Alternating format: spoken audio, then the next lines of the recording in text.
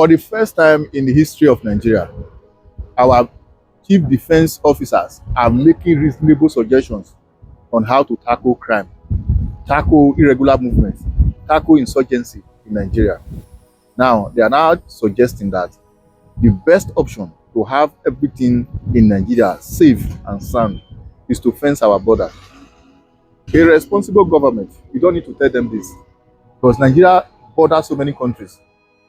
I remember when VDM went to Ivory Coast, some of the age girls that were trafficked there, even some of them could not even identify where they came from. At the time, they said they are from Niger. And at the time again, they said they are from Nigeria. Because some of these persons moved from Nigeria to Niger, and that is exactly what they have been using, the advantage of that. During election, they will pack people from that country to Nigeria, they will cast their vote and go back. Likewise, some of these hoodlums, anytime they want to commit any atrocity, they come to Nigeria. After that, they vanish into thin air, either in Niger or Chad or Togo or whatever neighboring country they intend to go. And I believe if Nigeria can look into this direction, which is going to be very difficult, because these are some of the things some of our northern elites has been using against the Nigerian nation, that they have to fence our border. The border Togo side of it should at least have probably 2 rows. In the northern part of the country where we have border Niger and that of Chad, probably another 2. Then the side of Cameroon, which happens to be the eastern part of it, we have larger portion of waters there, maybe 1.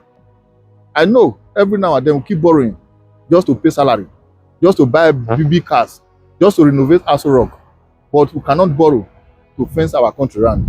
Now, if they really want to do it, we don't need to spend any money. They have to do this kind of government-private initiative, a situation whereby some of this oil well that has been given to some of northern elites, that some of them have been using against the Nigerian nation, we have to withdraw the license because Nigeria is not merely for them. Somebody like Aliko Dangote, who has a refinery, at the time when he was building it, he said every equipment so far used to build that refinery belongs to him. As it is at the moment, he has a construction company. We can give him 1 oil well, tell him to fence Nigeria within 4 years, and he can be using that, take the oil well, produce it, and begin to sell. As a result of that, in exchange of fencing our country without we spending kobo, or rather in the other alternative, a situation whereby we have a company from China or any other countries in the world, let them build it and put a toll. So number of years, you are going to collect so number of percentage, whatever fee that is being collected on a daily basis. As a result of that, then we will cover your so far expenses. Then the gate will now be left for Nigeria to control.